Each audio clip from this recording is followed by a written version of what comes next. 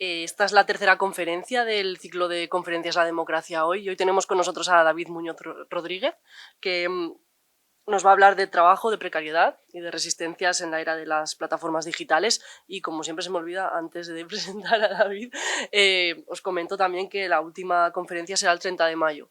¿Vale? Y tendremos a José Luis López González con nosotros y hablaremos un poco de la cinética en la digitalización del turismo. Es un título así como muy atractivo, ¿vale? Y dicho esto, ¿vale?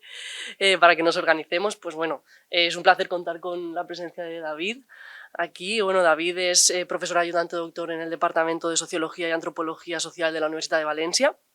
Es doctor en Sociología por la Universidad de Valencia también, con premio extraordinario de doctorado. Actualmente es investigador principal de un proyecto que suena súper interesante, Fuga de cerebros, científicas y científicos jóvenes en el Reino Unido en el contexto de crisis, Brexit y pandemia. Y también es investigador en los proyectos El emprendimiento como estrategia de lucha contra el desempleo juvenil, de la política institucional a la vivencia y experiencia de los sujetos, y Promoting Students Successful Trajectories Higher Education Institutions. Ha abordado diferentes dimensiones problemáticas vinculadas con las transformaciones laborales, con las consecuencias que tienen estas transformaciones en la vida de las personas, especialmente de los jóvenes. Y también, bueno, algunos de los temas que también nos hablará hoy están muy relacionados con la cuestión de la precariedad en el contexto del trabajo digital, ¿no? En este sentido, editó un monográfico en la revista Recerca, que es la revista del departamento, que os invito a que consultéis, está en la web de la revista. Y también me gustaría destacar una monografía que tiene junto a Antonio Santos, que es En las cárceles del capital humano, nuevas precariedades y formas de subjetivación de los procesos contemporáneos de precarización, que es una obra que yo leí cuando sacó y que la utilizo, la verdad es que la utilizo muchísimo, y en clase también siempre me gusta traer los verbatims que tienes que destacáis en la obra para que el alumnado pueda ver, ¿no?, estos discursos sobre la precariedad y cómo se gestionan o se autogestionan cuestiones como la internacionalización, ¿no? Bueno, dicho esto, yo creo que ya simplemente agradecer a David que esté aquí con nosotros y endavant, David, com quieres. Pues muchas gracias, María, y bueno, muchas gracias a, no sé si hablo castellano, sí, Castellano. Sí, lo que... bueno, muchas gracias por la invitación, sobre todo por la posibilidad de compartir este espacio. Es un compromiso porque siempre que sales a hablar por ahí fuera piensas que, bueno, que voy a contar yo por ahí, que de interés, que puede haber de interés en lo que vaya a contar, y más aún cuando vas a lugares donde sabes que hay un trabajo potente, donde hay gente que admiras y donde, digamos, que también actúa como referente en tu trayectoria. Y para mí el Departamento de Filosofía y Sociología de la Jaume I, estáis personas que sois muy relevantes para mí, a nivel intelectual y a nivel académico, entonces es un compromiso. Bueno, dicho esto, pues eso, un poco por empezar retomando de la introducción, de la presentación que hacía María, efectivamente, digamos que los intereses de investigación en los que me muevo, en los que he ido transitando y en los que intento hacer alguna cuestión, empezaron con lo que sería la cuestión de la subjetividad, es decir, cómo en las sociedades contemporáneas estaban circulando una serie de mensajes, de discursos que se están convirtiendo hace unos años digamos, en circulantes, en significantes que estaban circulando y que eran compartidos. Inicialmente me interesó mucho, con los compañeros y compañeras con los que trabajo, nos interesaba mucho pues esa idea del capital humano, que más allá de su formulación, digamos, explícita y en las escuelas, digamos, gerenciales, su traslación a los discursos sociales y la manera en que la gente los está encajando nos pone en alerta de una de las primeras transformaciones que estábamos viendo hace años en la población que podríamos decir que es trabajadora, ¿no? La clase trabajadora o la población, digamos, que tiene sobre todo su trabajo para sobrevivir. En aquel momento, luego comento eso del capital humano, pero en aquel momento digamos que eso todavía se insertaba en un contexto bastante convencional, en un mundo del trabajo todavía a medio camino entre lo convencional y algo que se estaba empezando a forjar, que es eso que ahora llamamos o economía digital o trabajo digital, es decir, un nuevo contexto en el ámbito de las relaciones laborales y de las relaciones sociales. Entonces, ese camino de análisis de los procesos, digamos, a través de los cuales las personas construimos nuestra subjetividad y nos percibimos y nos guiamos como trabajadores y trabajadoras en relación con esos discursos del capital humano, han dado paso a una serie de trabajos en los cuales lo que estamos tratando de identificar son esas transformaciones que ya no son solo del ámbito subjetivo, sino que también son materiales, son organizativas, tienen ya, digamos, una serie de consecuencias mucho más relevantes, si se me permite la palabra, no es que la otra no lo fuera, pero digamos mucho más profunda sería mejor, con mucha más profundidad. Este mundo del trabajo digital se está configurando a una velocidad importante y digamos que es bastante cambiante.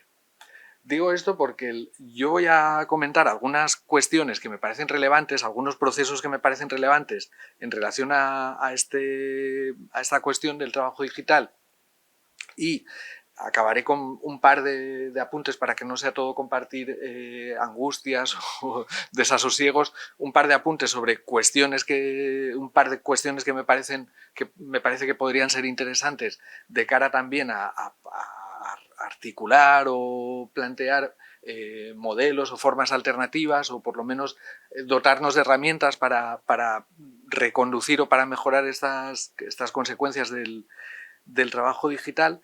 Eso, decía que estas cosas que voy a señalar, hace escasamente 4 años las podría haber hablado aquí con un aplomo y una tranquilidad de, bueno, esto está sucediendo.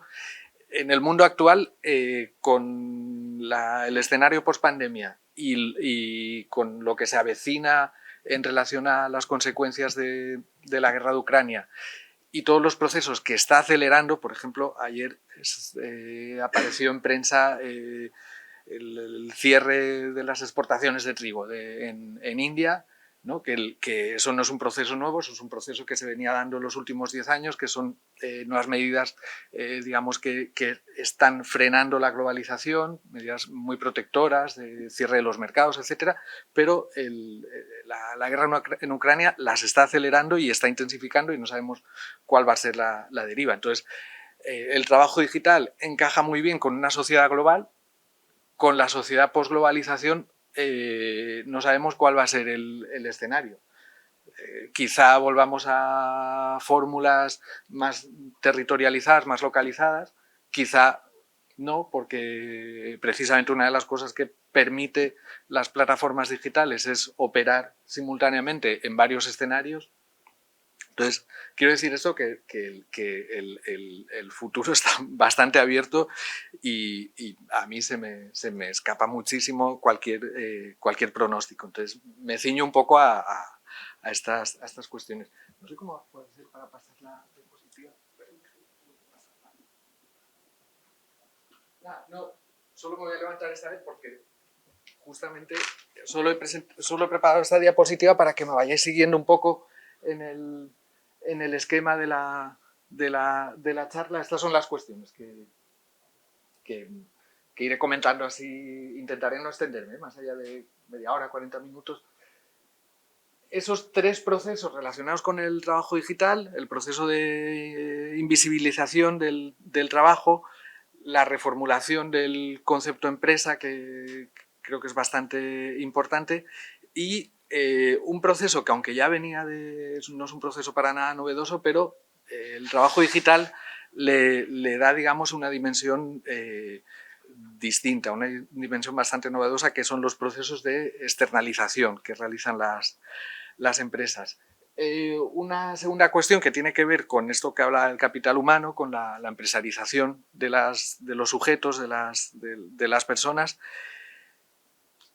Por el contexto en el que estamos, me parecía interesante hacer un par de apuntes breves sobre el papel de las universidades en esta cuestión. Uno de los papeles, no el único, pero uno de los papeles que están jugando, y como os decía, para finalizar, un par de cuestiones sobre ese último concepto que aparece en el título de la intervención, que eran las resistencias, ¿no? o digamos, o formas, herramientas para resistir, ¿no? Y comentaremos ahí un par de cosas sobre este concepto que se está empezando a hablar de la hibridación aplicada al mundo del empleo, de las relaciones laborales, y una cuestión que es tiene más trayectoria, pero que yo creo que hay una lectura de la renta básica en términos comunitarios que me parece interesante, porque tiene una potencialidad que, como digo, me parece que nos podría dotar de herramientas muy relevantes. Nada, muy breve. Sobre esa primera cuestión, sobre los procesos de... Bueno, primero, sobre el trabajo digital. Antes de entrar en los procesos de digitalización, de invisibilización, el trabajo digital, digamos que no todo el trabajo que se llama trabajo digital es en sí trabajo que se hace online. Hay mucho trabajo digital que se hace presencialmente. Cuando aparece el adjetivo digital, quiere decir que hay una mediación que suele ser a través de plataformas, a través de webs, a través hay una mediación que sí que es digital, pero encontramos trabajo digital a diario en el reparto de comida, en las tareas de limpieza, o sea, hay mucho trabajo que es presencial, que no es online, que está mediado digitalmente. Hay tipos de trabajo que sí que son exclusivamente digitales, que están mediados por la plataforma y se realizan completamente en línea. Pero ya os digo que la particularidad del trabajo digital, como diría un profesor que tuve de historia contemporánea, es que come de todo. Decía este profesor, decía, el capitalismo es un sistema bastante exitoso porque come de todo. O sea, cualquier cosa la puede fagocitar y la puede incorporar en sus dinámicas organizativas, sociales, etc. Pues el trabajo digital tiene esa particularidad, que se ha encontrado una serie de claves que permite incorporar a este universo de lo digital o digitalizado cualquier tipo de tareas. Por ejemplo, en la aceleradora o el entorno que tiene el propietario de Mercadona, ahí cerca, en Valencia, en La Marina, tiene una escuela en la cual hacen aceleración de startups, y ahí encontramos, por ejemplo, plataformas digitales para pintar casas, para hacer reformas, para lavar coches, para cuidar mascotas, o sea, cualquier actividad tradicional puede introducirse en estas plataformas, ¿no? Entonces, ¿qué características tienen estas plataformas? Básicamente, por un lado, introducen cambios en la forma de organización del trabajo. Voy a hacer aquí un matiz, porque yo hablo de trabajo. Cuando hablo de trabajo, hablo de empleo, por supuesto. El trabajo es más amplio, incluye otro tipo de actividades, incluye trabajos de cuidados, incluye... Lo que pasa es que por deformación académica o profesional hablamos de trabajo indistintamente del empleo. Entonces, bueno, como es el concepto, digamos, más común, lo mantengo, pero nos referimos a empleos, ¿no? Entonces, se introducen cambios en la organización del empleo, y son cambios relevantes. Para que nos hagamos, pongo un ejemplo de trabajo que sí que es totalmente digital. Una de las primeras plataformas de trabajo digital la pone en marcha Amazon, que es el Amazon Mechanical Turk, que es una plataforma de lo que se llama microtareas, o microtrabajo, ¿no? Amazon tiene una web que es descomunal, tiene infinidad de subpáginas, de cosas alojadas, propias de otros proveedores, etcétera, y esta web está constantemente generando errores. Imágenes que no corresponden con lo etiquetado, precios mal puestos, descripciones mal traducidas, etc. Entonces, en sus inicios, Amazon crea una empresa distinta para externalizar las tareas necesarias para mejorar su web. Y va sacando pequeños paquetes de tareas que son básicamente, por ejemplo, te van pasando imágenes y las tienes que etiquetar. Dime qué hay en esta imagen. Hay un bolso, hay unos zapatos, hay zapatos blancos, zapatos rojos, hay un collar, hay tal. Por cada una de esas microtareas, quien las realiza cobra unos céntimos, cobra muy poco, pero como son rápidas, pues puedes acumular unos cuantos euros o dólares en unas horas de trabajo. Entonces, esta manera de funcionar en la cual una persona está en su casa conectada a un ordenador, desconectada del resto de personas que están realizando las mismas tareas, sin conexión directa. A veces Amazon saca paquetes para sus propias webs, a veces para otros proveedores, a veces para tal. Toda esta manera de organizar se vino a llamar, y desde entonces se estudia así, el trabajo de las multitudes, el crowdwork, o como estamos hablando de externalización, el crowdsourcing, ¿no? Que es la externalización hacia una multitud. Esto en términos organizativos, digamos que nos aleja muchísimo luego comentaremos de lo que sería una empresa convencional, una empresa en la cual la gente acude y se encuentra con otra gente que realiza las mismas tareas, hay una comunicación directa con quien encarga la tarea, hay toda una serie de procesos. Pues bueno, este formato novedoso de organización, como os digo, que inicialmente surge para tareas que son online, poco a poco se va trasladando también a esas otras tareas que ya no son online, que son presenciales, pero que estén mediadas. Os sonará, por ejemplo, en radio aparece la empresa Cuideo. Cuideo es una plataforma, o tenemos otro tipo de plataformas de ese tipo. Por ejemplo, hay una que está radicada en Pamplona, tiene la sede en Pamplona, que hay un hub tecnológico allí al sur de la ciudad. Por cierto, donde está Aranzadi, donde están algunas de las empresas que están ahí en Thompson.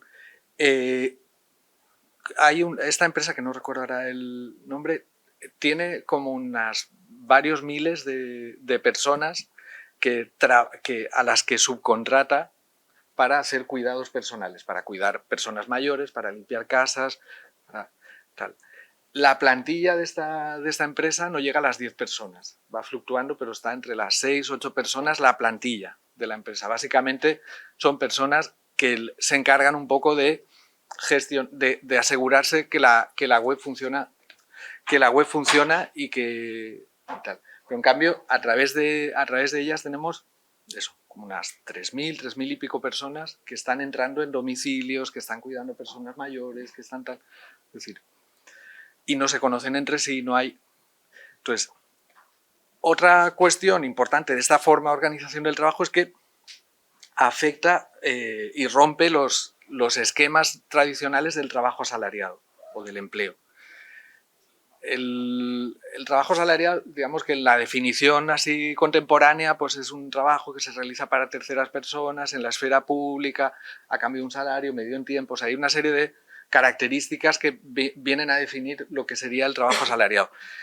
Con el trabajo digital, las características de esta definición conceptual del trabajo asalariado saltan por los aires, no aplican de manera, digamos, no encaja bien la definición contemporánea de trabajo asalariado. Entonces, entramos en formas novedosas de empleo que a veces, para aclararnos un poco la gente que que está en el campo acaba hablando de cuasi empleos, porque no podemos hablar de empleos en el sentido pleno de la palabra. Más allá de la cuestión conceptual, los cuasi empleos o estos empleos, digamos, que eran atípicos y que cada vez más se van convirtiendo en la norma, de ser algo que era circunstancial o ser algo, digamos, que no representaba la mayor parte de las relaciones laborales, están convirtiéndose en la norma, si no cuantitativa, en la norma cualitativa, es decir, en el referente hacia el cual el resto de empresas tratan de conducir sus relaciones laborales, porque son muy ventajosas. Esta ruptura de lo que sería la forma tradicional del trabajo asalariado tiene consecuencias importantes para valga la redundancia, para la estructuración de las clases trabajadoras, es decir, para el reconocimiento subjetivo de la posición que tenemos en tanto que trabajadores o trabajadoras, con lo cual la posibilidad de crear procesos de identificación y, por tanto, dinámicas colectivas para hacer frente, para apoyarse, simplemente para saber que formas parte de un grupo. Todo esto se diluye y se vuelve cada vez más dificultoso. Con lo que además, y esta es otra de las consecuencias, con lo que además lo que eran los grandes actores, esto aunque suene así un poco decimonónico, pero es relevante. Los grandes actores del conflicto capital-trabajo se van ocultando, es decir, van desapareciendo van desapareciendo del horizonte. Es decir, no solo las empresas se ocultan tras las plataformas, sino que la clase trabajadora o las clases trabajadoras o los sujetos, en tanto que parte de esas clases trabajadoras, también se diluyen en esa máquina, en esos algoritmos, en esa nueva manera de organizar el trabajo. Y, de hecho, para acabar de apuntalar toda este empaquetamiento del trabajo digital como algo, digamos, que es beneficioso y que es hacia donde se debería de caminar, aparece, y miro a María porque eso lo ha estudiado mucho mejor que yo, aparece toda una neolengua, aparece toda una manera de codificar todas estas cuestiones en una serie de significantes que son muy atractivos. Y por eso digo que no es tanto que en términos numéricos el trabajo digital sea lo más relevante. Tenemos mucho trabajo desconectado, tenemos mucho trabajo en las fábricas, en los comercios, o sea, tenemos, sobre todo en países, digamos, que vamos un poco, estamos en la segunda o tercera fila, pero es como el espejo en el que se mira. Todo este trabajo desconectado, todas estas empresas se miran ahí, ¿no? Entonces, ¿por qué? Pues por las ventajas, entre comillas, competitivas, y dos, también porque aparece como uno de los signos de la modernidad o de la contemporaneidad, ¿no? Aparece como uno de los signos de quién no quiere vincularse a nuevas formas de fomentar la autonomía, la cooperación, etcétera, en el ámbito de las relaciones laborales. Estas empresas, estas plataformas que organizan el trabajo digital y que operan en él, básicamente se definen como plataformas que su cometido es hacer un poco de Tinder de las relaciones laborales, hacer matching entre personas que ofrecen unos servicios y otras que ofrecen o que demandan esos servicios. Esto sonará porque esto es, por lo menos, es tan antiguo como las ETTs. Lo que pasa es que en las ETTs todavía digamos que la empresa todavía parece no se ha desdibujado. Aquí, en este discurso tan paradójico en el que aparecen las empresas de trabajo digital o las plataformas como potenciadoras de la autonomía, es un discurso neocomunitarista o de corte neocomunitario en el cual la empresa se desdibuja y el trabajo también se desdibuja y son suplantados, como en la película de los ultracuerpos, son suplantados por nuevos cuerpos, por nuevos formatos de sí mismos y de sí mismas, en los cuales son colaboradores, es decir, se redefine todo el proceso, y esa es la primera cuestión que quería plantear, este proceso de invisibilización, todo el proceso que está detrás de las relaciones laborales o de las relaciones vinculadas con el empleo, se desdibuja y se invisibiliza bajo la aparente lógica de la cooperación. Es decir, una de las características de las plataformas digitales y de su manera de operar es que se ofrecen o se presentan, más que se ofrecen, se presentan a sí mismas como espacios de cooperación y de colaboración, donde hay diferentes actores o diferentes entidades que cooperan para conseguir un fin. Eso no solo es que ataca la línea de flotación de lo que sería ese conflicto capital-trabajo, o sea, nos pone en una situación compleja a la hora de plantear mediaciones ahí de negociaciones, etcétera, sino que oculta, invisibiliza en buena medida el trabajo. En este sentido hay una cita por ahí de un autor que ahora creo que es Ciccarelli, un sociólogo italiano, que plantea, me parece muy brillante cuando se lo leí, plantea Ciccarelli que frente a los discursos o los análisis que planteaban el fin del trabajo, hace unos años que estaba ese debate sobre esa cuestión, claro, el fin del trabajo, por ejemplo, en las conceptualizaciones ya clásicas, se plantea, digamos, por la suplantación a través de las máquinas, ¿no? Decía, la robotización, la automatización, etcétera, podría poner en peligro el trabajo. Este autor, Ciccarelli, plantea el escenario que abren las plataformas digitales y en general el trabajo digital, es que no es necesario suplantar el trabajo por trabajo hecho por máquinas, sino que el fin del trabajo podría tener que ver con su invisibilización, es decir, con su dilución en los algoritmos, ¿no? Desaparece el trabajo del campo visual porque queda subsumido en la plataforma, pero el trabajo sigue siendo realizado en buena medida por personas, o sea, desde las microtareas que os comentaba de Amazon, Mechanical Turk, a estos otros trabajos presenciales como el reparto de comida o los taxis, etcétera, ¿no? Los Uber, los Cabify, todas estas cuestiones. Es decir, hay un riesgo para las clases trabajadoras o para la gente que solo tiene su trabajo para conseguir rentas, que no pasa por su eliminación de los puestos de trabajo convencionales, sino por la redefinición de ese puesto de trabajo. Ese puesto de trabajo no va a ser definido ya en el futuro como un puesto de trabajo, sino que va a ser una colaboración con otros actores en un espacio colaborativo que son las plataformas digitales, etcétera, etcétera. En este sentido, por ejemplo, volviendo a las microtareas y a la relevancia o a la magnitud de esta ocultación, por ejemplo, se habla mucho de inteligencia artificial, ¿no?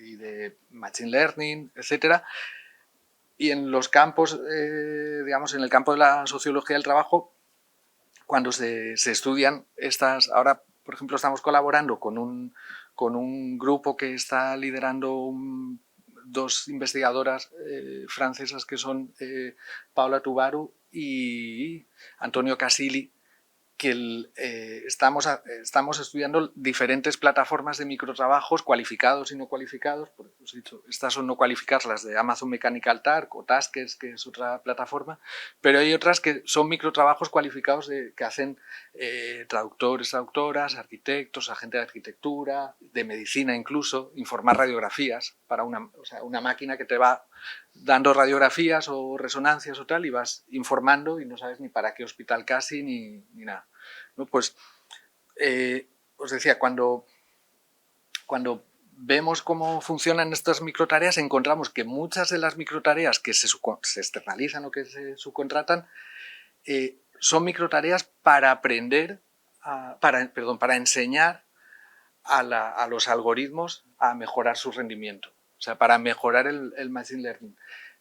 En este sentido, si lo pensamos, recuerda mucho a las fábricas de principios del 20 o finales del 19, en otros contextos fue posterior, pero esas primeras fábricas victorianas de la primera revolución industrial que empleaban trabajo infantil, sobre todo en el sector textil, porque eran capaces de meterse por debajo de las máquinas para recoser los hilos, para anudar, etcétera, por su pequeño tamaño. Pues detrás de la máquina, que aparecía como la gran innovación técnica, por cada máquina había una cantidad de trabajo humano importante. En el contexto actual, algo similar está pasando con no pocos de los algoritmos y máquinas, digamos, en el sentido que les da la inteligencia artificial a las máquinas. Es decir, hay mucho trabajo humano invisibilizado detrás de esas máquinas. Os contaba, ya os digo, el ejemplo de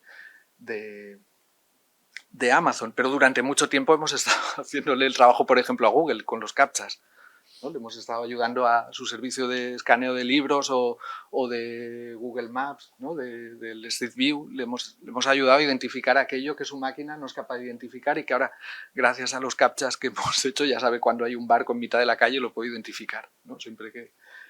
Entonces, esa cuestión de la invisibilización es importante y facilita la segunda cuestión. Voy a intentar ser más breve. Facilita esa segunda cuestión que quería plantear, que es la reformulación del concepto empresa. Es decir, la manera en que las empresas están apareciendo en este nuevo escenario desprovistas de aquello que tenían en el escenario clásico, fordista, incluso en cierto posfordismo en los años 80, 90, que son uno de los actores de ese conflicto entre capital y trabajo. ¿De acuerdo? Como os decía, para no repetirme, las empresas aparecen como...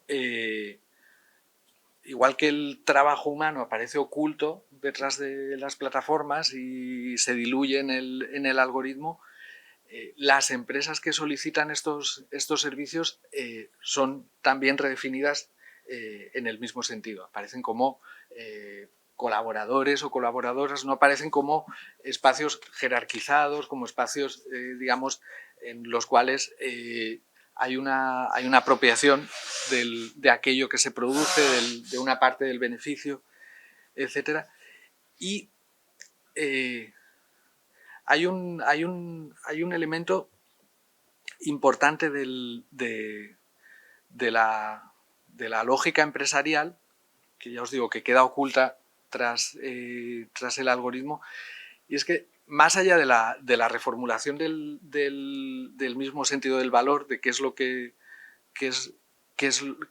crea el valor, hay una redefinición en lo que serían las estrategias para controlar los mercados. En la empresa clásica, o en la empresa, digamos, offline, el objetivo de posicionarse bien en un mercado y tal, pues bueno, en las escuelas de economía se solía explicar o vas por el precio o vas por la calidad, ¿no? O sea, tienes ahí o compites en precios o compites en calidad, o te distingues de una manera o te distingues de otra. En este nuevo escenario, la empresa, su estrategia está totalmente opacada o está totalmente ocultada de nuevo en el algoritmo. Es decir, las empresas, estas empresas o estas plataformas, la estrategia para controlar el mercado, posicionarse, pasa por gestionar las demandas, ese trabajo humano, asignando unos precios a ese trabajo que no podemos valorar, o no puede haber capacidad de valoración de si esos precios se ajustan realmente a una cuestión de mercado o es algo que únicamente beneficia a las empresas.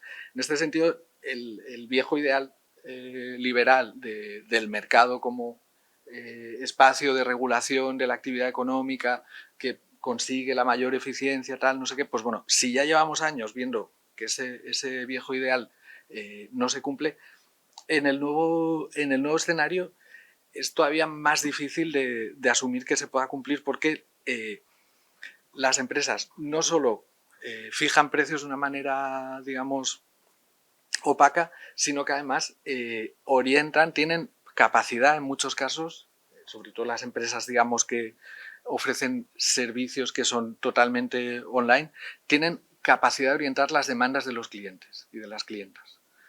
¿De acuerdo? Entonces, esa dimensión que va más allá del marketing, o va más allá de la sugestión a través del marketing, es, de nuevo, vuelve a ser novedosa y vuelve a ser muy relevante. Recordar el escándalo que hubo en Estados Unidos con el caso de Facebook en unas elecciones en las cuales hizo un experimento metiendo una serie de mensajes. Facebook, además de intervenir en política, lo que estaba probando era una de sus herramientas comerciales con las cuales ofrecer servicios a empresas que operan a través de Facebook para colocar sus productos. Es decir, llegan a tener capacidad de orientar las demandas, porque con el scroll en la pantalla realmente pensamos que nos salen cosas que son aleatorias o que son tal, pero no sabemos, no llegamos a conocer cuál es realmente la lógica que hay en el scroll, ¿no? en ese arrastre de pantalla. Y en este sentido también voy a intentar... la externalización aparece como una cuestión evidente. Como os digo, la externalización ha estado siempre presente en las estrategias empresariales en relación con el empleo, pero en las condiciones actuales la externalización va un paso más allá. Una, por la posibilidad de la desterritorialización de esa externalización, es decir, ya no hay necesidad de subcontratar empresas que tengan un arraigo territorial y que operen en determinado lugar, sino porque además el control y la evaluación de estos procesos de externalización nuevamente están muy ocultos. No sabemos realmente cuál es ¿cómo decirlo? No sabemos realmente cuál es el volumen de externalización que tienen las empresas que están operando en Internet. Si recordáis, por ejemplo, cuando Facebook compra WhatsApp, nos enteramos de que detrás de WhatsApp hay una plantilla, creo que en ese momento eran 20 o 20 y tantas personas. Y en cambio WhatsApp tenía unas cifras de negocio impresionantes, ¿no? Y aquello apareció como... Claro, pensar que una red como WhatsApp se mantiene con 20 personas mirando ordenadores es impensable. Cualquiera que gestione un servidor web sabe que hay infinidad de problemas que necesitan como mínimo 3 turnos al día, para gestionar eso. Claro, ¿qué había detrás de esta imagen de WhatsApp como una empresa hipereficiente, con 20 personas en plantilla, con miles de millones de personas conectadas y demás? Un montón de trabajo externalizado con todo lo que conlleva estas formas de externalización. Es decir, la externalización clásica, aunque a medida que íbamos avanzando en la cadena de externalización, la protección, riesgos laborales, seguros sociales, etcétera, se iba resintiendo, pero bueno, al final, con ese formato de la empresa clásica, todavía cabía la posibilidad de la negociación, la mediación, de alguna manera la protesta. Aquí son sujetos, personas aisladas en su habitación, en su comedor de casa, en una cafetería, en donde sea, por tanto, desprovistos y desprovistas de cualquier posibilidad de articular respuestas colectivas a esta cuestión, y además con una total internalización de los costes en términos sociales, en términos de lo que utilizan, los aparatos, cualquier cosa. Quiero decir, este modelo de externalización supone profundizar en los procesos de precarización de buena parte de la clase trabajadora.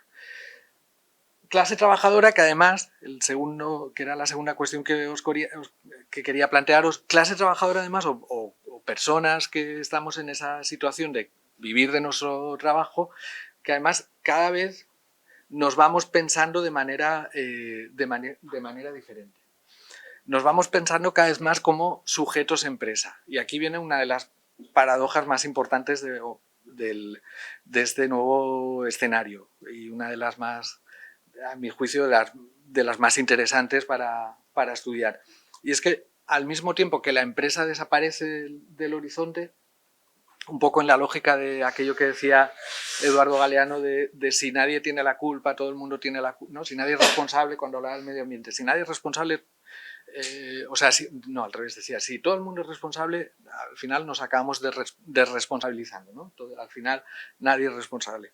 Pues en este caso es un poco a la inversa, es decir, la empresa desaparece del horizonte, se convierte en un colaborador más en esa provisión, en esa manera de gestionar los servicios, y en cambio los sujetos nos vamos guiando y nos vamos pensando cada vez más como empresas, como sujetos empresa, como cuerpos empresarizados. Esto tiene mucho que ver con la literatura gerencial que María también ha estudiado muy bien, tiene mucho que ver con ello. Y en su origen esto es una reformulación que hacen en la Escuela de Chicago de los factores clásicos del trabajo. Recordad que los factores del proceso productivo pues era el capital, el trabajo y la tierra o los recursos, ¿no? Venía a ser esa tríada de factores que había que poner en funcionamiento para llevar a cabo procesos productivos. La Escuela de Chicago, inicialmente a través de Gary Becker en los años 60, lo que viene a plantear es no debemos considerar el trabajo como un factor productivo, sino que el trabajo es una actividad económica. El trabajo debe ser contemplado en la contabilidad y en las estrategias empresariales como una actividad económica, y como tal actividad económica su remuneración no debería depender de un salario, sino de una renta. Inicialmente todo esto es hipereconomicista, o sea, no tiene tampoco más implicaciones más allá del debate, digamos, académico, de si lo consideramos de esta manera o de otra, pero da la casualidad de que en los años 70 la sociedad en la que la Escuela de Chicago está planteando esta formulación o esta reconceptualización del trabajo como una forma más de capital, se encuentra con la crisis de los años 70, con el hundimiento de todo el modelo de relaciones sociales, políticas, etcétera, del fordismo, o sea, con la caída en desgracia de los estados del bienestar, del papel de los estados, y con la reformulación también de lo que sería el ideal de empresa. De la empresa rígida pasamos a la empresa flexible, más adelante ya llegará, como decía Bauman, la empresa incluso líquida, pero pasamos a la empresa flexible, y esta empresa flexible tiene otros valores. Ya no busca formar plantillas que entren en su empresa y, como si fueran hijos o hijas, se queden ahí hasta el final de sus días laborales, ¿no? Y vayan progresando en la cadena de mando y vayan ascendiendo, vayan acumulando antigüedades y vayan acumulando experiencia vinculada con la actividad de esta empresa. En cambio, la empresa flexible busca también plantillas flexibles, porque tiene una geometría que va cambiando, tiene tamaño que va cambiando, tiene escenarios de operación que son distintos, geográficamente se mueven mucho, y se empieza a pasar de poner en valor lo que serían las aptitudes o habilidades clásicas de la fidelidad, la constancia, el reconocer un poco las jerarquías dentro de la propia empresa, a empezar a plantear otro tipo de skills, otro tipo de habilidades aparentemente menos relacionadas con el campo del empleo, con el campo de trabajo asalariado. Pues bueno, en todo este escenario del tránsito de la empresa rígida a la empresa flexible, estos discursos gerenciales toman mucha importancia y empaquetan muy bien esta idea del capital humano, lo empaquetan muy bien y le empiezan a decir a la gente, primero a los gurús, a los directivos y directivas, luego todo esto se va transmitiendo hacia la gente, le empiezan a transmitir el mensaje de que como tal capitalista que eres, debes cuidar de tus capitales. O sea, como actores económicos que somos, nuestra renta va a depender de la inversión que hagamos en nosotras mismas, en nosotros mismos, ¿no? Y todo esto supone una reformulación de las subjetividades, de la manera en la que nos pensamos en tanto que sujetos. Es decir, bueno, me imagino que lo conoceréis, un libro que ya tiene años, pero que es un clásico, de principios de los años 2000, el libro de Richard Sennett sobre la corrosión del carácter. Más allá de esa idea de la corrosión del carácter, lo que es interesante en el libro de Sennett es comparar los discursos de las generaciones que en ese momento eran jóvenes con las de sus padres y madres, ¿no? Y aparece ese ejemplo que coge Sennett de ese Enrico, ese directivo de no sé qué, que es el hijo de un señor que era portero, tal, claro, y empieza y analiza ahí cómo es la manera de guiarse, la manera de relacionarse con su comunidad, de unos y otros. Y estos nuevos sujetos empresarizados aparecen libres ante el mercado, libres de cualquier vínculo familiar, libres de cualquier vínculo comunitario, libres de cualquier atadura de tipo moral o ético con sus entornos, ¿no? Aparecen como sujetos totalmente desresponsabilizados. Pues bueno, este ideal es el que se va a transmitir, es decir, por un lado, cuida tus propios capitales, invierte en ellos. De ahí, por ejemplo, en la monografía que comentaba María, cuando entrevistábamos a gente joven que había emigrado hacia Reino Unido, Francia, Alemania, tal, a raíz de la crisis, y te decían que veían aquello como una inversión, ¿no? Pues me voy, claro, me voy porque aquí no tengo trabajo, me encuentro el mercado de trabajo totalmente bloqueado, no tengo salidas, no tengo posibilidad de realizar aquello que he estudiado, materializarlo y ponerlo en valor. Y en cambio, su lectura de ese proceso tenía que ver con la inversión. O sea, ahí el atractor semántico de ese discurso, o si queréis incluso la condensación simbólica, era la inversión. Me voy porque así aprendo inglés, que eso luego lo puedo... Tal. Me voy porque así tal, conozco gente, hago tal.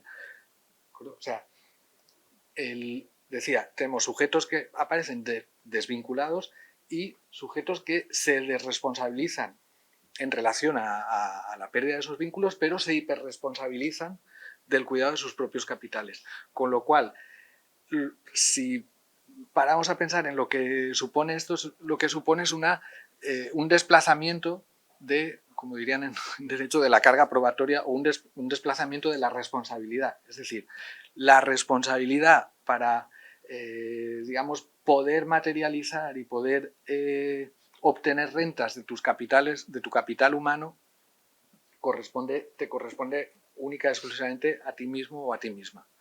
Es decir, ha habido ese eje de conflicto que, ya os digo, que aunque suene decimonónico, capital-trabajo, se borra y aparece un nuevo eje de conflicto que es el que enfrenta a los sujetos contra los propios sujetos.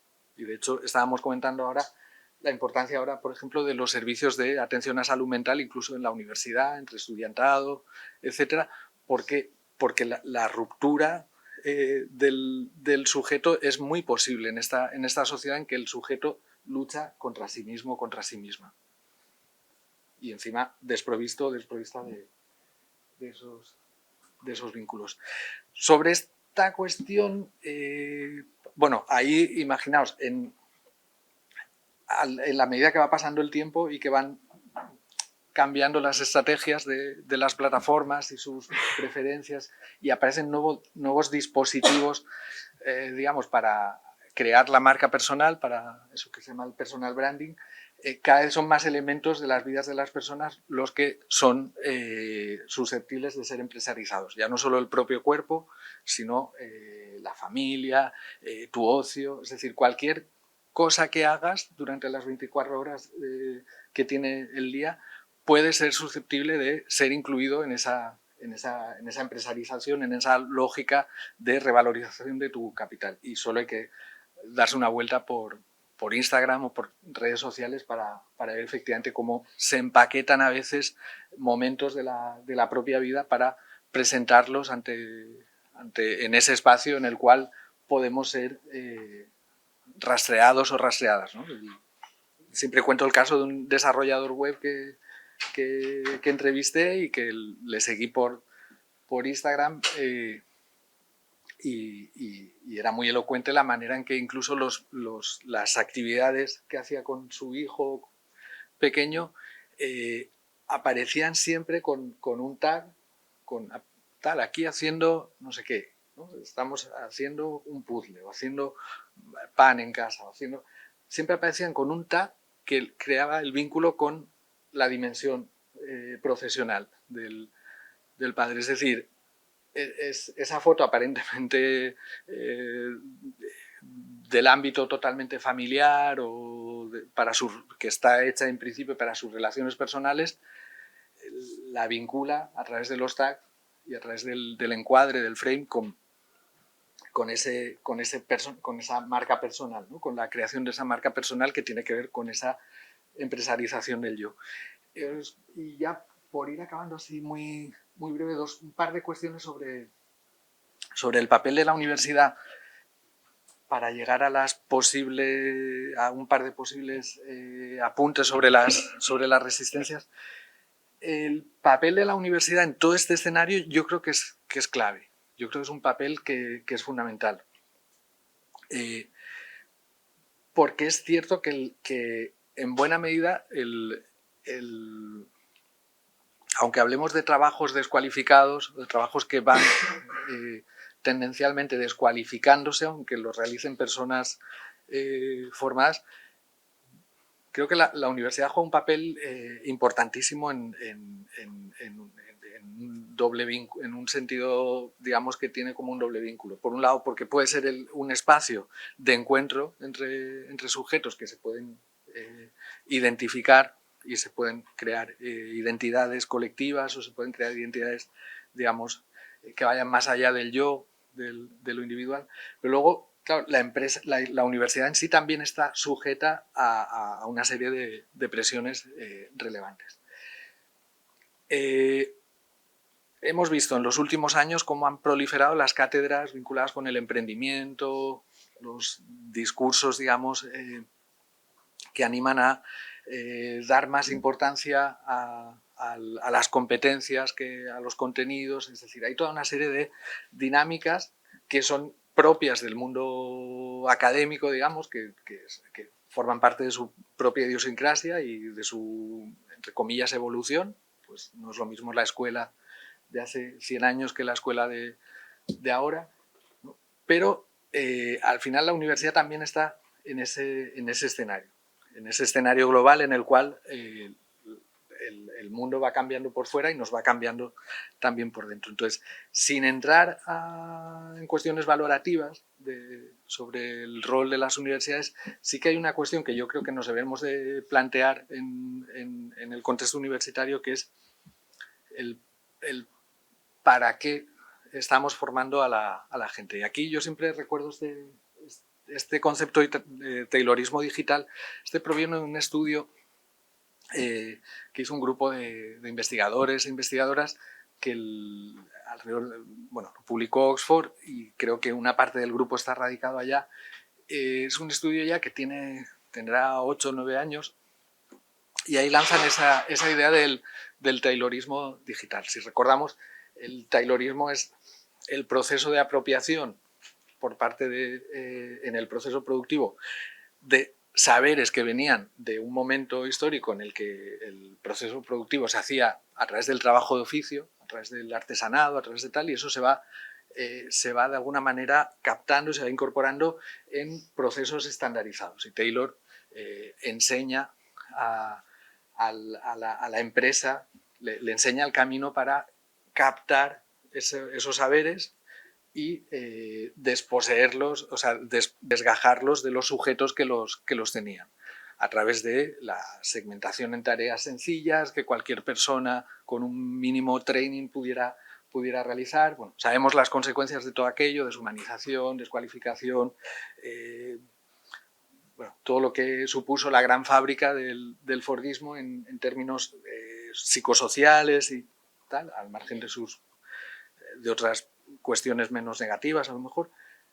Pues bueno, el taylorismo digital, lo que vienen a plantear estos autores, que me parece importante, es que el estudio al que hago referencia andan por medio mundo entrevistando a gente de universidades, a personal muy cualificado, etcétera, y van haciendo un poco un mapa de en qué contexto se insertan las universidades y un poco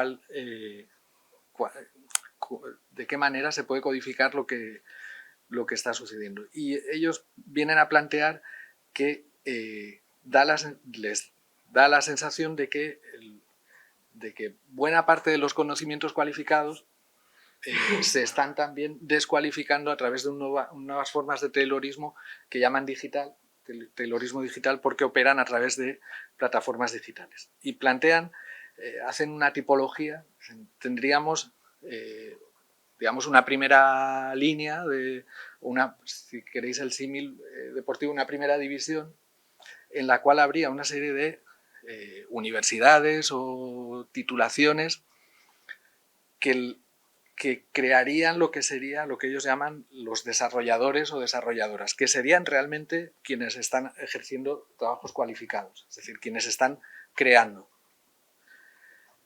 Después habría un segundo bloque donde estaríamos la mayor parte de las universidades o de las titulaciones, donde lo que se genera es algo así que llaman los desarrolladores,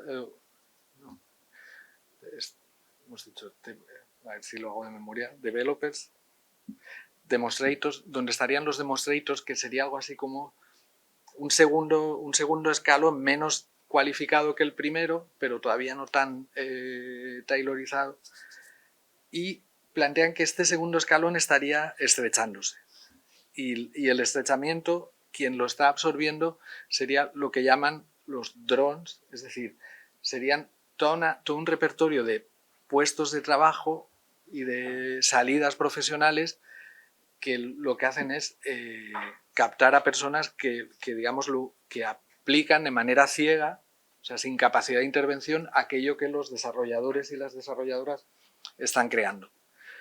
Utilizan el concepto dron porque es como un avión teledirigido que alguien está...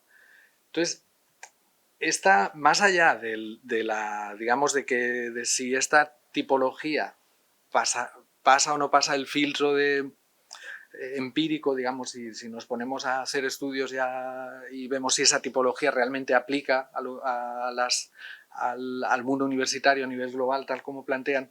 Ya os digo, más allá de esta cuestión que no hacen, ellos se centran en las entrevistas que analizan y toda una serie de documentación de las universidades que analizan y demás, y proponen esa tipología.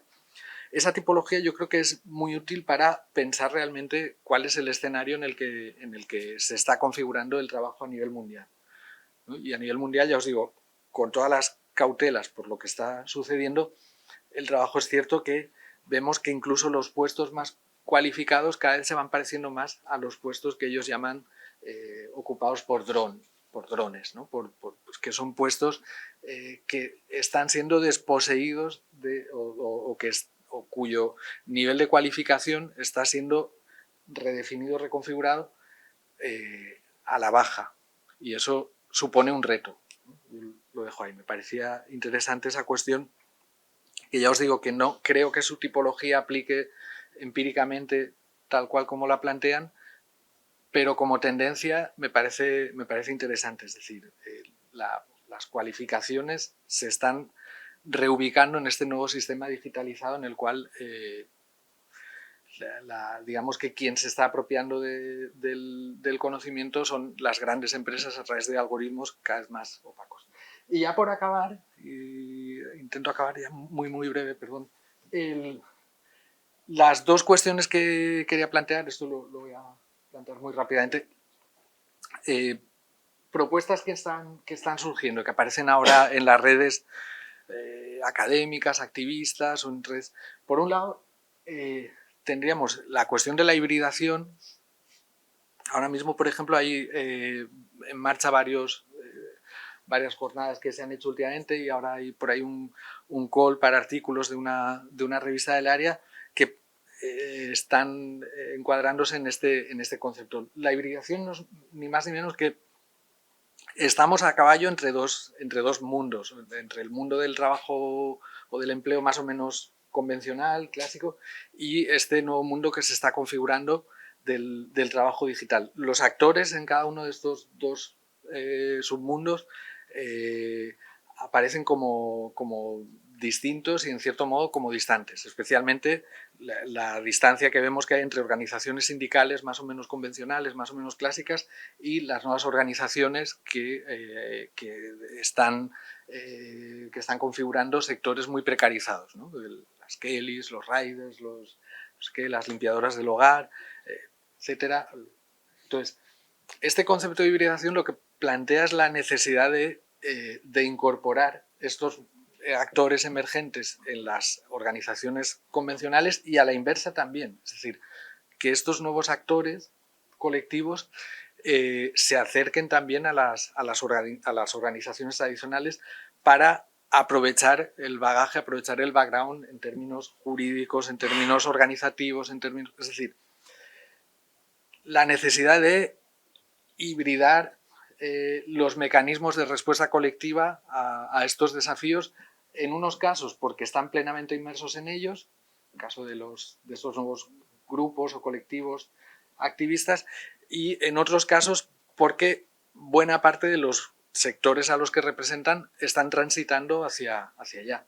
Es decir, el empleo, tal como lo hemos conocido, se va deteriorando, se va desgajando, y buena parte de lo que sería la potencial afiliación de los sindicatos convencionales o tradicionales transita también periodos de empleo en estas estructuras que llamamos trabajo digital, etc. Entonces, yo creo que esa cuestión es un reto. Yo no sabría ahora mismo ni cómo responder a ello, pero creo que es un reto por los dos lados. Es decir, no hacer un cierre identitario en el sector más activista precario, pero tampoco negar la interlocución o negar el acceso en los sectores más, o en los grupos, en los sindicatos más consolidados y que tienen además reconocido un papel de mediación en el conjunto de los estados, etc. Esa por un lado, o sea, en lo que serían las formas de representación o las formas de activismo. Y luego, en lo que serían las herramientas, sabéis que hay mucho debate sobre la renta básica. Pasó de ser una cosa muy anecdótica en los años, se empezó a hablar de ella en los años 80, han habido formulaciones anteriores, pero más o menos en la formulación contemporánea es de los años 80. En los 90 era casi una cuestión académica y de grupos muy ideologizados y muy minoritarios, pero a partir de la crisis, sobre todo del 2008, se empieza a plantear el interés de esta propuesta y ha entrado en la agenda pública, ¿no? Entonces, en esta propuesta vamos a encontrar, bajo ese concepto de renta básica, diferentes lecturas o subpropuestas. Pues algunas ponen más el énfasis en la cantidad de dinero, otras en la manera de la contraprestación, otras en la forma de gestión, si es más centralizada, menos centralizada. A mí, de entre las que circulan por ahí, y en el marco de lo que estamos hablando de las transformaciones introducidas por el trabajo digital, hay una lectura que me parece especialmente interesante, y es una lectura de la renta básica en la cual hay una dimensión comunitaria. Es decir, la renta básica, en su formulación, digamos, convencional o canónica, sería un ingreso al cual tendrían derecho todas las personas, según ya cada modelo, pues a partir de los 18 años, a partir de los 16, independientemente de su situación, su estatus. O sea, un derecho universal que se plantea. Claro, no deja de ser un derecho individual.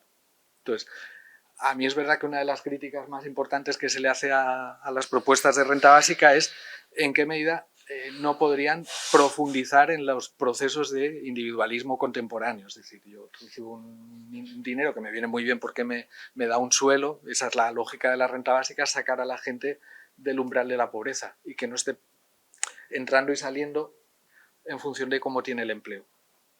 Entonces, pero bueno, siendo un derecho individual, claro, sabemos que tenemos otros retos por delante, y hay una de las lecturas que me parece muy importante, muy interesante, que plantea ese derecho individual a una prestación periódica, universal, etcétera, dividirlo en dos partes. Una parte que recibe la persona, o que recibiría en el hipotético caso de que se pusiera en marcha, que recibiría la persona de manera individual, y una parte, ahí las propuestas fluctúan, pero se viene a hablar más o menos del 80% de lo que sería la prestación la recibes individualmente, y una parte, un 20%, que se va a un fondo colectivo. Y ese fondo colectivo, como entre comillas, está formado a partir de los derechos individuales de todo el mundo, ese fondo colectivo, para utilizarse, debería de contar con el consenso de los sujetos, de los individuos que forman parte de esa comunidad y que han depositado ahí ese derecho colectivo. Eso podría ser a nivel municipal, a nivel autonómico o a nivel incluso de distrito, de una ciudad medianamente grande. Claro, ¿qué ventajas le veo a esta cuestión?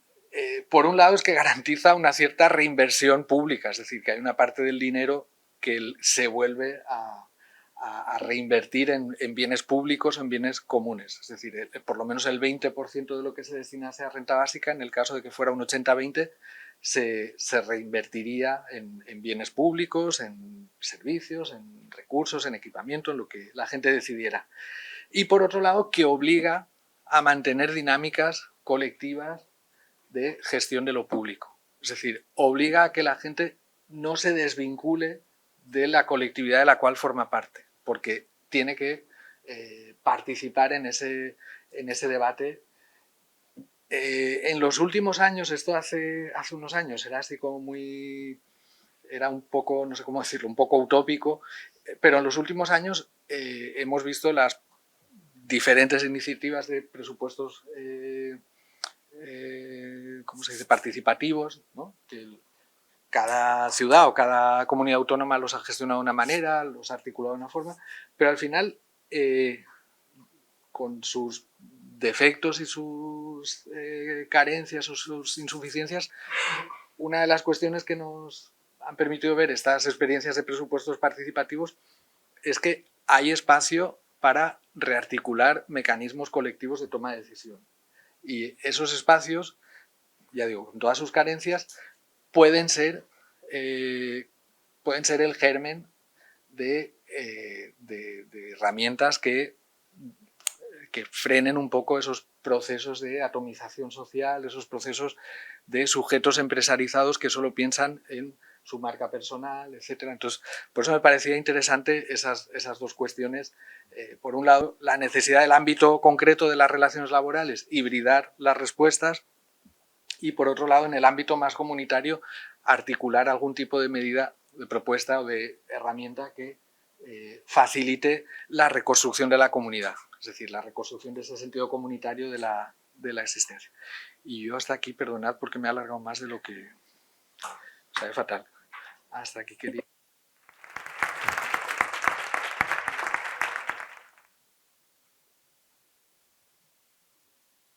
Bueno, gracias, David. Tenemos ahora unos minutos para preguntas y comentarios, si queréis participar. Recordaros que pulséis al micrófono para que se quede grabado, ¿vale?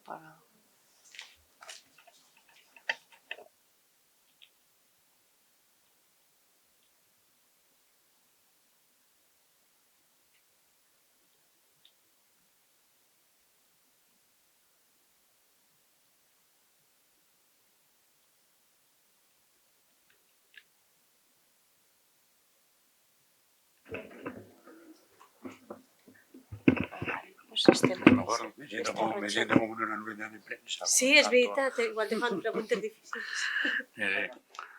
¿Ahora sí? No. Vale.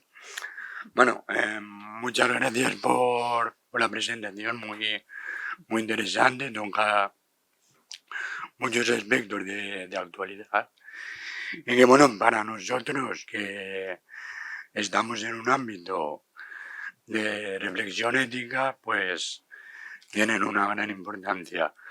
Bueno, pero como surgen muchas cuestiones y seguro que hay más preguntas, yo me focalizaré en una sola cuestión, que tiene que ver con el problema, el último que has planteado, que es el de la renta básica, aunque hay muchas variantes, pero bueno, relacionándolo con toda la temática que has ido planteando, que es cierto en los últimos tiempos se está produciendo una disolución de lo que era la manera tradicional de entender el trabajo, de forma que se va confundiendo con cualquier actividad económica o con cualquier, mejor dicho, con cualquier rol como el del usuario, el consumidor, el empresario, el trabajador autónomo. Parece que todo se va mezclando en un magma y ya no se distingue también las formas tradicionales de emprendimiento, de trabajo asalariado, de trabajo autónomo, quién es el consumidor, quién es el trabajador. Todo parece ahora depende del momento. Y en ese sentido, también tradicionalmente la posición social y el reconocimiento social que uno podía obtener y los beneficios sociales se obtenían también a través del trabajo, sobre todo del trabajo asalariado. Por eso, un problema que quizá pueda suponer también la idea de la renta universal es que uno puede aspirar a obtener un beneficio económico con independencia de que trabaje o no, lo que es contrario a la idea que teníamos más asentada tradicionalmente de lo que era la obtención de beneficios sociales y de reconocimiento social a través del trabajo. Por eso, la cuestión es, esos proyectos de renta universal no estarían de alguna manera reforzando esa dispersión o esa desvalorización del trabajo en el que ya discurren pues las nuevas formas de actividad económica que suponen pues la empresa flexible, las plataformas digitales, etc. Bueno, gracias, esa sería un poco la idea que me gustaría plantear.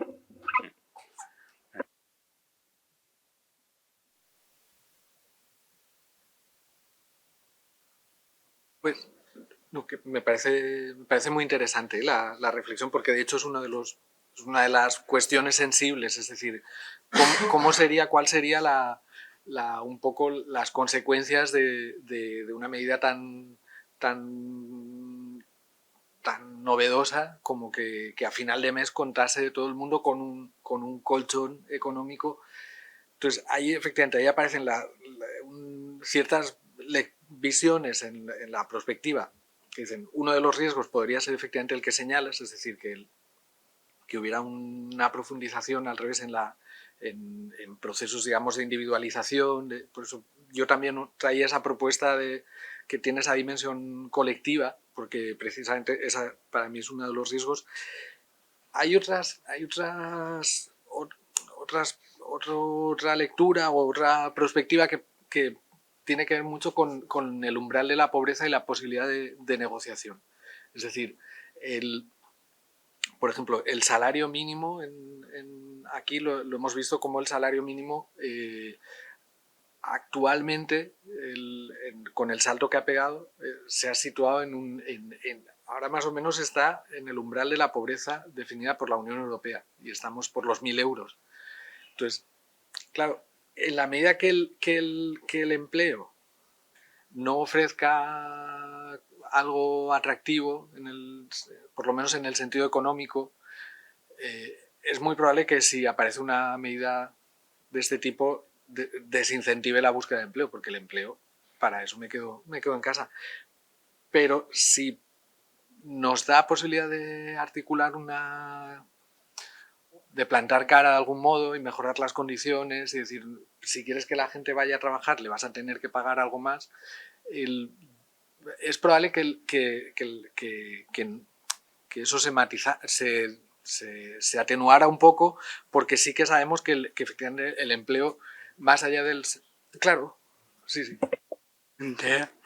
Uno de los problemas que se señalan también es que si tienes una renta asegurada al margen del trabajo, del de por sí universal, tú puedes simplemente ir buscando no un empleo como tal, sino complementos que yo pueda necesitar en un momento dado. Entonces estaría reforzando precisamente esa dinámica de la tarea, del task, de la microtarea, del servicio puntual, que está fomentando la economía de la plataforma.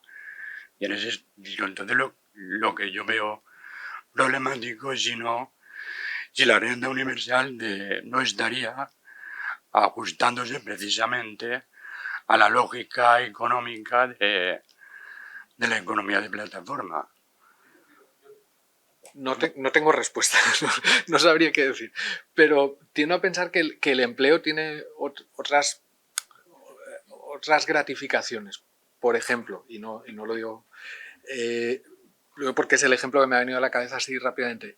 En el departamento donde estoy yo, hay 3, 4 personas que están en situación de eméritas o de méritos, gente buenísima, con carreras muy potentes, y claro, llega un momento en que dicen, ostras, quiero mantener este vínculo, en algunos casos pues porque hay tesis en marcha o porque hay vinculación con proyectos o hay tal, pero por ejemplo tenemos el caso de un compañero que ya lleva bastantes años en esta situación, y ese vínculo incluso ya ha ido cerrando esas cuestiones, y claro, lo que mantiene es otro tipo de recompensas, pues de relación con gente con la que interactúas, de un cierto reconocimiento social. Claro, el nuestro es un campo quizá muy, muy peculiar en ese sentido, pero la gente cuando va al empleo tiene otra serie de gratificaciones. Entonces, yo lo que creo que una de las posibilidades, que no digo que sea la que vaya a suceder, pero cabe entre lo posible que entre las cuestiones que favorezca algún tipo de medida de este tipo sea precisamente que el salario como principal atractor tenga que mejorar, y dos, otras condiciones que van más allá del salario también, para captar gente, tengan que mejorar, porque si no, efectivamente es lo que planteas, la gente se va a mantener ahí un poco de lado, es decir, yo aquí esto no me aporta nada, ni me aporta salario, ni siquiera puedo bajar a almorzar con los colegas, ¿no? y hablar, o luego ir a jugar un partido de lo que sea, o quedar un viernes por la noche. O sea, el empleo tiene una parte de relaciones sociales, simbólicas, tal, que requerirían ser redefinidas y recompuestas para que la gente se mantuviera. En ese sentido, pero vamos, que no tengo respuesta, no sé lo que sucedería.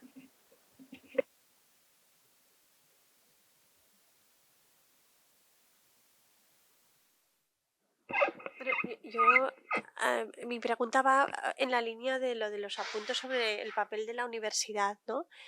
Me ha parecido muy interesante, ¿no? Luego lo que nos has bosquejado del estudio del taylorismo digital. Supongo que el estudio has dicho que es como que están tomando discursos alrededor del mundo, no solamente en el ámbito anglosajón. No sé si a lo mejor se ve una diferencia entre el ámbito más continental universitario y el mundo más anglosajón universitario, ¿no? En los resultados. Pero me ha parecido interesante y me han surgido muchas preguntas, ¿no? Porque no sé si hay conclusiones de si se le está haciendo el juego en verdad, ¿no? A esa economía digital, ¿no? Ya concepto, ¿no?, que nosotros en filosofía política, ¿no?, se ha trabajado tanto del individualismo, ¿no?, de esa potenciación del individualismo metodológico ya por, ¿no?, en todos los sentidos amplios, ¿no? Eh, has mencionado así de pasada al principio como, ¿no?, como para que nos pudiéramos situar el tema de competencias como el emprendedurismo. Sé que ahí hay diferentes como concepciones, ¿no?, una más economicista, pero otra muy social, que a lo mejor yo a veces tengo la sensación que en ocasiones en la universidad, pero esto es simplemente para confrontarlo contigo y si tú lo ves igual o no, ¿no? Es verdad que hay conceptos que son sumamente hacerle el juego, ¿no?, a ese individualismo metodológico, a ese neoeconomicismo en la universidad. Bueno, pues sí, es verdad. Pero a veces acabamos tirando, ¿no?, como dicen los alemanes, ¿no?, al niño con el agua sucia de la bañera, ¿no? Porque yo he oído muchas críticas al concepto de emprendedurismo como una de las competencias que tenemos que ser capaces de trabajar en las universidades, en los títulos universitarios, como diciendo, no, nosotros nos tenemos que ocupar solamente del saber, pero no del emprendimiento que luego ese saber puede generar, cuando yo siempre he creído, y a lo mejor es una creencia ingenua, que mi propio saber tiene que ayudar a emprender cosas y a transformar socialmente. Claro, la diferencia aquí es que es en el social, ¿no? Claro. Lo digo porque, no sé, por una parte, ¿no?, me ha parecido ver que en ese estudio se muestra que hay ¿no?, hay una minoría elitista, ¿no?, que genera conocimiento, desarrolladores, los otros lo aplican, pero no generan conocimiento, ni lo critican, y ya se ha perdido la capacidad crítica, entendido, quizás, ¿no? Esa sería una de las preguntas. Y que ya el dron es, ¿no?, ¿no?, nos imaginamos ahí al Charles Chaplin, ¿no?, poniendo el tornillo, ¿no?, haciendo la tarea sin cuestionarse, ¿no?, hacia dónde va, dónde pongo el tornillo. Pero ¿no es posible también virar eso desde, no lo sé? Sí, la verdad es que lo único que planteo es una reflexión que me ha venido a la hora de ver el papel, porque creo que en la universidad sí que es verdad que tenemos que generar un propio discurso y una propia línea de acción de hacia dónde queremos que vaya, ¿no?, que vayan nuestros titulados, ¿no?, nuestra sociedad. Totalmente de acuerdo. Yo estoy de acuerdo con buena parte de lo que comentas.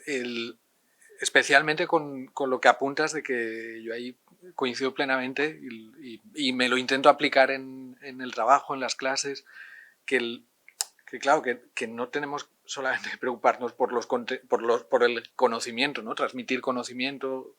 Yo creo que hay una responsabilidad también que va más allá, y hay una necesidad de también trasladar la lógica de los cuidados al ámbito de las relaciones en la docencia, pues eso, estar pendientes también de otras dimensiones que tienen que ver con la vida de las personas con las que interactuamos en las aulas, y una de ellas es que tienen que comer, entonces no podemos. Yo eso estoy totalmente de acuerdo. Ahí la cuestión, yo lo traía a colación esta cuestión, porque efectivamente el estudio de esta gente, el estudio está publicado en una monografía que se llama The Global Auction, que es como la subasta global, y plantean eso, ¿no? Hay como una subasta global del conocimiento, en la cual pues es como si entráramos en una subasta de arte, y cada cuadro, pues según si viene de la escuela flamenca del siglo no sé qué, o si viene de tal, pues sale ya con un precio de salida, ¿no? Y por eso utilizan esa metáfora de la subasta cuando ven que, por ejemplo, en las universidades indias o chinas o tal, pues hay digamos que se ubican en esa subasta de conocimiento en una posición más subordinada, mientras que las élites de las universidades, pues ya sus titulados y tituladas salen con tal. Efectivamente, sí, yo creo que sí que hay diferencias entre los discursos del ámbito más anglosajón, tanto de Reino Unido como de Estados Unidos, respecto a lo que sería la Europa continental. Yo creo que en el libro permite rastrear esos matices, pero digamos que las conclusiones de estos autores en relación al sistema, si se puede hablar de un sistema universitario a nivel mundial, vienen a plantear eso, ¿no?, que se está estratificando de una manera al interactuar con la economía del conocimiento que lleva a pensar en esa distribución, ¿no? O sea, esa geopolítica del conocimiento en la cual nos mantenemos buena parte del sistema universitario en posiciones más o menos periféricas respecto a esos buenos empleos. Entonces, por eso traía esa idea. Me he saltado lo de Google, pero lo de Google es una marcianada. Pero lo comento así muy breve. Respecto a lo que planteas, a mí me parece interesante el tener en cuenta esa lectura crítica con los discursos del emprendimiento y demás, no tanto porque a lo mejor tengamos capacidad, especialmente desde dentro de la universidad, para resistir a esos embates, porque al final es algo, es como una ola que está ahí, que arrastra y que es difícil mantenerse y no quedarse fuera de juego, fuera de órbita completamente, pero sí para reconducirlos en el sentido que apuntabas. Yo creo que sí que es importante reconducir, es decir, si tenemos que asumir este empaquetamiento pues tenemos que asumir esa etiqueta del emprendimiento, pues modificar en la medida que fuera posible los contenidos del mismo, es decir, buscando eso, por un lado, contenidos más sociales y por otro lado, por lo que serían los emprendimientos más de tipo más empresarial o más vinculados con la actividad económica, al mismo tiempo poder introducir cuestiones o elementos que maticen esa lectura hiperliberal o hiperneoliberal del mismo. Yo creo que es muy difícil mantenerse al margen de todo ello y efectivamente no es fácil, pero sí que yo creo que en la medida que podamos acceder a lecturas más o menos críticas, digo ahora la gente que estamos en la universidad, sí que es interesante poder acompañar ese proceso con el estudiantado para matizarlo o introducir otros contenidos. O sea que creo que estamos totalmente de acuerdo. Lo de Google, muy breve. Google es que salió con una propuesta muy potente que ahora mismo está ahí, no la han paralizado, pero la tienen ahí un poco como en stand-by en una carretera secundaria, y era su propia universidad, los Google Certificates. Claro, y básicamente, más allá de la eficacia de los mismos, más allá de su alcance en términos cuantitativos, su relevancia en términos discursivos es que viene a darles la razón o viene a sumarse a esos discursos antiacadémicos, esos discursos que dicen las universidades son cosas del pasado, porque vas a estar 4 años haciendo una cosa cuando con 6 meses tienes bastante, te están enseñando cosas que no sirven para nada, ven aquí que te enseñamos a apretar el tornillo, a hacer sentencias de divorcio o a hacer declaraciones de renta o a hacer tal. ¿Para qué quieres saber de epistemología? ¿Para qué quieres saber de tal cuando tienes? Entonces, más allá, digo, de su importancia, es como una advertencia de por dónde vienen los ataques contra la universidad. Y un ataque frontal es que es una institución obsoleta.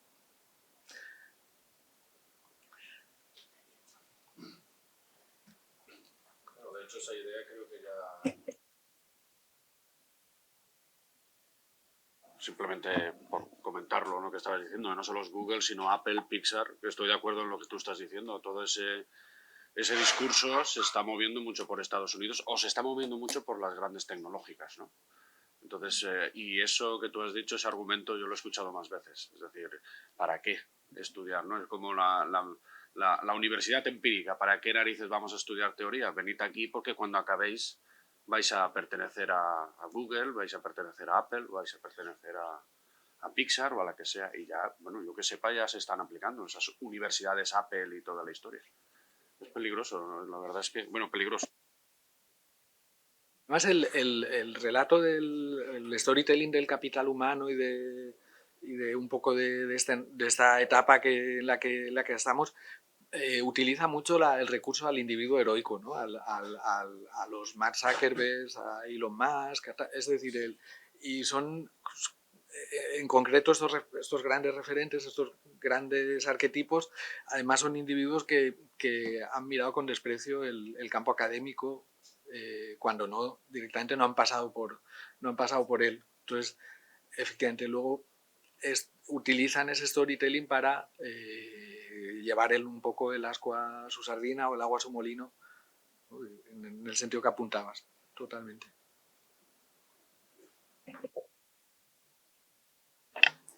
Bueno, pues si os parece podemos ya dar por finalizada la conferencia. Gracias por asistir y nos vemos el 30 de mayo a la próxima conferencia. Y bueno, gracias, David. Mil gracias.